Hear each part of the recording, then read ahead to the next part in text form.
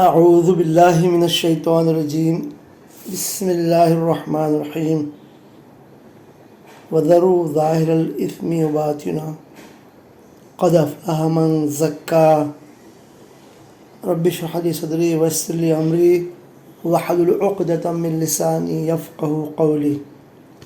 مذاکرے کا عنوان ہے حب جاہ، شہرت کی خواہش، شہرت کی محبت، یا یوں کہیے گریڈ آف ڈگنیٹی۔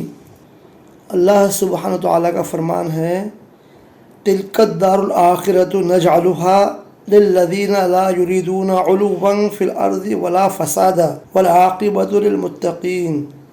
اور جو دار الآخرت ہے ہم اس کو انہی لوگوں کے لیے کریں گے جو زمین میں اپنی بڑائی نہیں چاہتے، اپنی بڑائی نہیں چاہتے، ان کے لیے ہم دار الآخرت کو ہم نے تیار کر رکھا ہے، اور نہ ہم فساد کرنے والوں کے لیے، اور انجام کار متقیوں کے لیے ہی ہے۔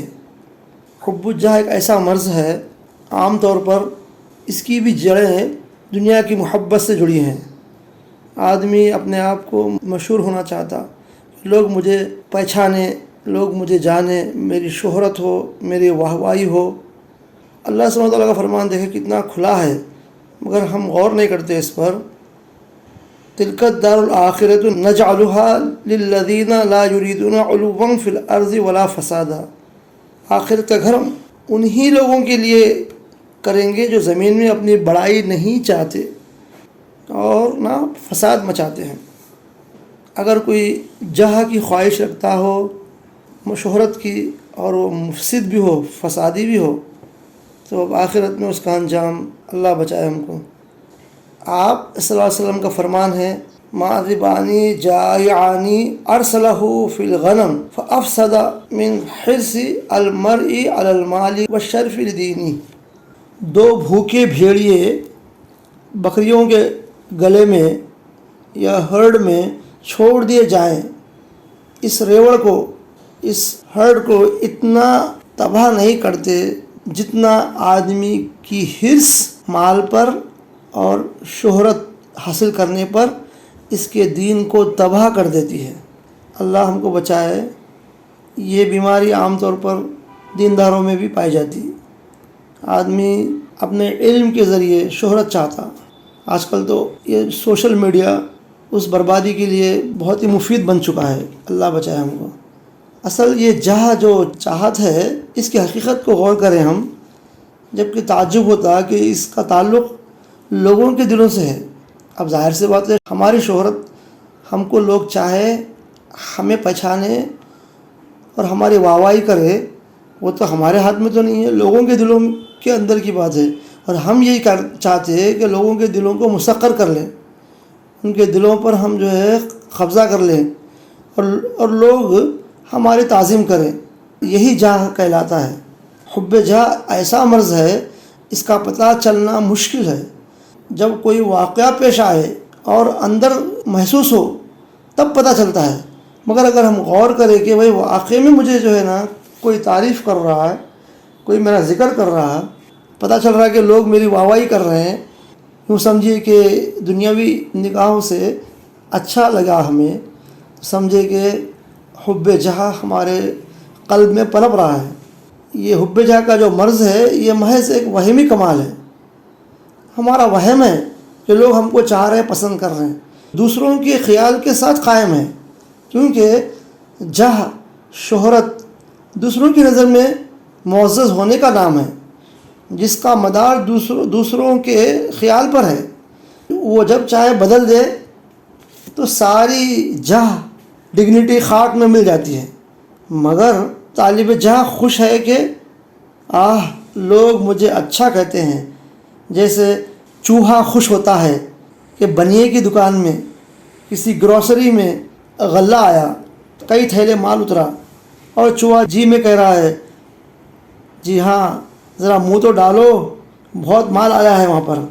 اور جیسے ہی چوہا اس گروسری دکان میں داخل ہوتا ہے اور چوہے دان وہاں پر اس کا انتظار میں رکھا ہوا ہوتا ہے، ساری شیخی برباد ہو جاتی چوہے کی۔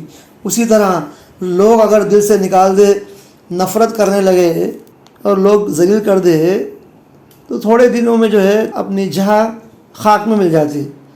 ہاں اس میں استثناء بھی ہے، مگر دیکھیں یہ ایک ایسی بلا ہے، یہ دین و دنیا دونوں کو نقصان پہنچاتی ہے. دینی نقصان تو یہ ہے جب آدمی دیکھتا ہے کہ دنیا مجھ پر فدا ہے تو اس میں عجب، خود پسندی اور کبر، تکبر پیدا ہو جاتا ہے. آخرکار اسی خود پسندی کہ میں بہت اچھا ہوں اور تکبر کہ میں بہت بڑا ہوں اور بہت قابل ہوں، لوگ میرے سامنے چھوٹے ہیں، بہت لوگ اس میں آ کر ہلاک ہو گئے. یہ تو دین کا نقصان ہوا. اور دنیا کا نقصان یہ ہے کہ مشہور آدمی کے حاسد دشمن بہت پیدا ہو جاتے ہیں. بس صاحب جہ کا دین بھی خطرے میں رہتا ہے اور دنیاوی خطروں کا بھی اندیشہ رہتا ہے. دین بھی برباد اور دنیا بھی برباد ہونے کے کنارے ٹھہری بھی رہتی ہے.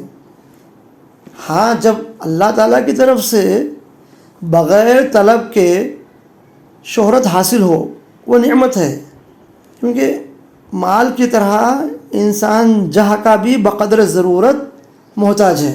اس کی وجہ سے مخلوق کے ظلم اور تکلیف پہنچانے سے محفوظ اور بے خوف ہو کر باطمینان قلب عبادت میں مشغول رہ سکے. لہٰذا اتنی طلب جہاں میں مذائقہ نہیں ہے، چونکہ اس کا منشا بھی تکبر ہے، اس لیے اس کی اقسام، احکام و معالجات وہی ہے جو تکبر میں گزرے ہیں. اللہ کی طرف سے جو جہاں ملتی ہے بغیر طلب کے، اللہ سبحانہ وتعالیٰ بعض بندوں کو اتنی شہرت دیتا ہے جو ان کے دنیا سے جانے کے بعد بھی لوگ ان کے نام کے چرچے، ان کے نام کا ذکر کرتے ہیں. ابھی حال قریب میں پچھلے 150 سال کے آس پاس بر صغیر میں ایک عالم دین گزرے جن کا نام تھا قاسم صاحب نانوتوی رحمۃ اللہ علیہ. ان کا اصل نام ارشد احمد صاحب تھا. وہ دیکھیں مدرسہ قائم کیے جس مدرسے کا نام دارالعلوم دیوبند ہے، دیوبند میں. اور ان کا یہ حال تھا کہ وہ اپنے زندگی میں ہمیشہ چھپنا چاہتے تھے، شہرت نہیں چاہتے تھے. کئی ایک بار ان کے اقوال مشہور ہے کہ وہ کہتے رہتے تھے کہ یہ پڑھنے پڑھانے سے نسبت ہو گئی ہماری، ورنہ یہ رشید جو ہے ایسا دنیا میں رہتا تھا کہ دنیا اس کو کبھی جانتی بھی نہیں تھی. یہ ان کے ایسے خیالات رہتے تھے دل میں. تو دیکھو یہ اپنے خیال میں کتنے مخلص تھے. آج مزے کی بات یہ ہے کہ ہر دیوبند سے جو عالم دین فارغ ہوتا، دارالعلوم دیوبند نام ہے اس کا، مگر دیکھیں اللہ تعالیٰ کی شان، وہ اپنے آپ کو قاسمی کہلاتا. قاسم صاحب کا نام اس سے منسوب ہو جاتا. اب قاسمی دیکھیں کتنے لاکھوں علماء ہیں، مگر یہ تو ہوئے ان کو چاہنے والے.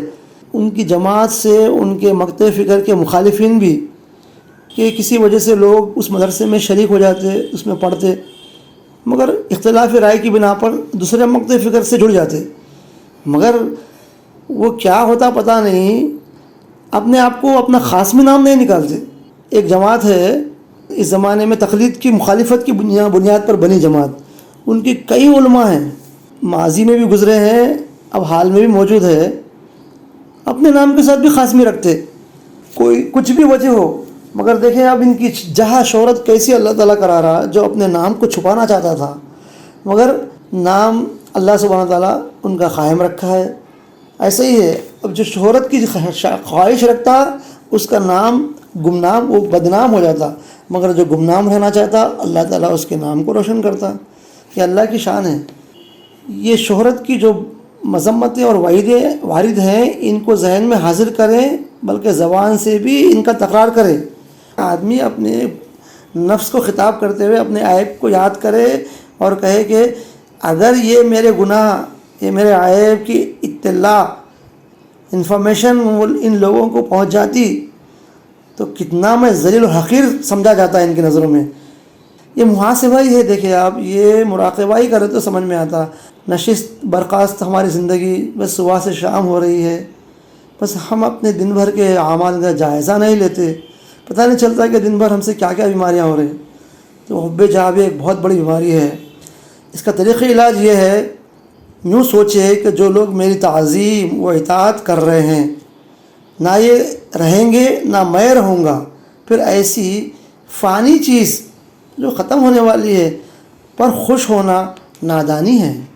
اس مضمون کو غور کرتے رہیں، یوں سمجھے کہ موت کو یاد کرتے رہے، تو انشاءاللہ تعالیٰ یہ بیماری ہمارے دل سے اللہ کے فضل سے نکل جائے گی۔ السلام علیکم۔